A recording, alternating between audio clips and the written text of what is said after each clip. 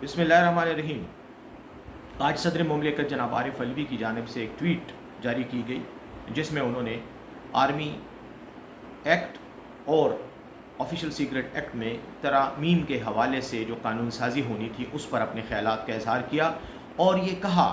کہ ان دونوں بلز کی منظوری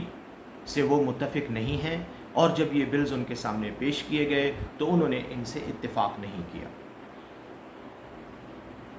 معینہ مدت گزرنے کے بعد وہ بل کسی ایک خفیہ پروسیس کے ذریعے ان کو منظور کر دیا گیا اور وہ صدر مملکت کی مرضی کے بغیر گزٹ نوٹیفائی بھی ہو گئے اور آج وہ قانون بھی بن گیا۔ میں یہ سمجھتا ہوں کہ اس پورے معاملے کی تفتیش ہونی چاہیے، تحقیق ہونی چاہیے اور حقائق کو منظر عام پر لانا چاہیے۔ جب تک حقائق منظر عام پر نہیں آئیں گے اس وقت تک اس قانون کو قانون نہیں سمجھا جائے گا۔ یہ قانون غلط ہے، اس کے اندر اس کے پاس کرنے میں جو آئینی طریقہ کار ہے اس کو ملحوظ خاطر نہیں رکھا گیا بلکہ اس کی خلاف ورزی کی گئی ہے۔ آرٹیکل 75 آئین پاکستان بہت واضح ہے۔ آرٹیکل 75 کی شق نمبر 1 جس کو سب آرٹیکل 1 کہتے ہیں، اس میں بہت کلیئرٹی کے ساتھ لکھا ہوا ہے کہ صدر مملکت یا تو کسی بل کو منظور کریں گے، اور یا اگر وہ منظور نہیں کرتے، ان کو کوئی اعتراض ہے تو وہ اس کو واپس بھیجیں گے۔ اس میں کسی تحریری طور پر کسی کمنٹ دینے کے یا تحریری طور پر کسی ادارے کو، چاہے وہ پارلیمنٹ ہو چاہے وزارت قانون ہو، ان کو مطلع کرنے کی کوئی ضرورت نہیں ہے، کیونکہ آئین میں یہ درج ہی نہیں ہے، یہ تقاضا ہی نہیں ہے۔ آئین میں صرف ایک اصطلاح استعمال ہوئی ہے کہ اگر صدر مملکت چاہیں تو میسج کے ذریعے وہ متعلقہ ادارے کو، وزارت قانون یا پارلیمانی امور کو وہ مطلع کریں گے۔ میسج میں یہ لازمی نہیں ہے کہ میسج کو تحریری شکل میں لکھ کر بھیجا جائے، میسج زبانی بھی ہو سکتا ہے۔ صدر مملکت اپنے سٹاف کو کہہ سکتے ہیں کہ میں اس بل پر دستخط نہیں کرتا، اس کو واپس بھیجا جائے۔ سٹاف پر لازمی ہے کہ وہ اس کو متعلقہ وزارت کی طرف اس کو بھیجیں اور کہہ دیں ان کو کہ صدر مملکت کی طرف سے یہ پیغام ہے کہ میں اس کو ایکسیپٹ نہیں کرتا۔ پھر کیا ہوگا؟ پھر وہی بل دوبارہ پارلیمنٹ کے سامنے پیش ہوگا اور پارلیمنٹ کے مشترکہ اجلاس میں وہ منظور کیا جائے گا، اور جب منظور ہوگا تو تب وہ صدر مملکت کے پاس واپس آئے گا۔ جب واپس آئے گا تو پھر آرٹیکل 75(2) یعنی اس کی شق 2 سب آرٹیکل 2 کے تحت صدر مملکت اگر اس کو ایکسیپٹ نہیں کرتے، اس کو اسینٹ نہیں دیتے، اس کی منظوری نہیں دیتے، تو وہ آٹومیٹیکلی قانون بن جائے گا۔ اس وقت صدر مملکت کی ٹویٹ اور آج کا جو تنازعہ ہے یہ آرٹیکل 75(2) سے اس کا کوئی تعلق نہیں ہے، اس کا تعلق آرٹیکل 75(1) سے ہے۔ یعنی صدر مملکت کے پاس بل آیا، انہوں نے اس سے اتفاق نہیں کیا اور اس کو متعلقہ ادارے کو واپس بھیج دیا۔ اب متعلقہ ادارے کا یہ کام تھا کہ وہ اس کو پارلیمنٹ میں دوبارہ ٹیبل کرتی،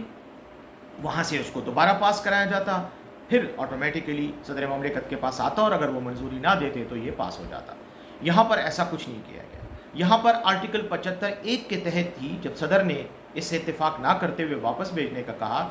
تو صاحب لوگوں نے اپنی مرضی سے اس کو ایسنٹ دے سمجھ کر آج اس کا گزٹ نوٹیفیکیشن کر دیا۔ اب یہ ایک الگ بات ہے کہ آج ہی یہ گزٹ نوٹیفیکیشن کیوں ہونا تھا، اس کی کچھ سیاسی وجوہات ہیں جن پر آپ بہت اچھی طرح سمجھتے ہیں کہ آج کل جن لوگوں کو ٹارگٹ کیا جا رہا ہے، جن لوگوں کو کٹہرے میں کھڑا کیا گیا ہے، جن کو غدار پاکستان ڈکلیئر کرنے کی بھرپور کوشش کی جا رہی ہے، جن کو جیلوں میں ڈالنے کی کوشش کی جا رہی ہے، انہی کے لیے یہ سارے اقدامات کیے جا رہے ہیں۔ بہر صورت آج صدر صاحب کا جو ٹویٹ ہے اس کی روشنی میں یہی کہا جا سکتا ہے کہ انہوں نے آرٹیکل 75(1) کے تحت اپنے فرائض بھرپور طریقے سے انجام دیے اور بل کو منظور کرنے سے انکار کر دیا۔ آج ان کے ٹویٹ کے الفاظ بھی اس بات کی غمازی کرتے ہیں، اس کا اظہار کرتے ہیں، اس لیے اس پر سوال اٹھانا یا اس پر تنقید کرنا میں سمجھتا ہوں وقت کا ضیاع ہے اور لوگوں کو دھوکہ دینے کے مترادف ہے، یا اپنی حماقت کا اور جہالت کا اظہار ہے کہ آپ کو آئین پڑھنا نہیں آتا اور اگر پڑھنا آتا ہے تو اس کو سمجھنا آپ کے لیے مشکل ہے۔ اب میں آتا ہوں دوسری طرف۔ اب ہونا کیا چاہیے؟ ہونا یہ چاہیے کہ اس پر بحث کرنے کی بجائے کہ یہ قانون بن گیا ہے، یہ نہیں بنا، ہمارے پاس 2 راستے اور ہیں، بلکہ 3 راستے ہیں۔ ایک تو یہ ہے کہ صدر مملکت ایک خط لکھیں سپریم کورٹ آف پاکستان کو آرٹیکل 186 کے تحت سپریم کورٹ آف پاکستان اس کو ریفرنس کے طور پر قبول کرتے ہوئے اس پر اپنی کارروائی کرے اور یہ فیصلہ کرے کہ اس قانون کی کیا حیثیت ہے۔ دوسرا طریقہ یہ ہے کہ آرٹیکل 184 کے تحت اس کو پٹیشن کے طور پر ایک عوامی پبلک انٹرسٹ پٹیشن کے طور پر اس کو سپریم کورٹ میں اس کو چیلنج کیا جائے۔ وہ کوئی بھی شخص کر سکتا ہے، پاکستان کا شہری ہو، کسی سیاسی پارٹی کا عہدیدار ہو، وہ اس کو چیلنج کر سکتا ہے۔ اور تیسرا طریقہ یہ ہے کہ سپریم کورٹ خود سو موٹو نوٹس لے کر اس قانون کو کنسیڈر کرے اور اس کے بارے میں اپنی حتمی رائے دے۔ میں ایک اور بات بھی واضح کرنا چاہتا ہوں کہ یہ قانون ایک فوجداری قانون ہے، یعنی اس کے تحت سزائیں دی جا سکتی ہیں، یہ کرمنل قانون ہے۔ پوری دنیا کی جورسپروڈنس میں، قانون کے فلسفے میں یہ ایک بنیادی اصول ہے کہ کرمنل لا کا اطلاق ماضی میں نہیں ہو سکتا۔ یعنی اگر قانون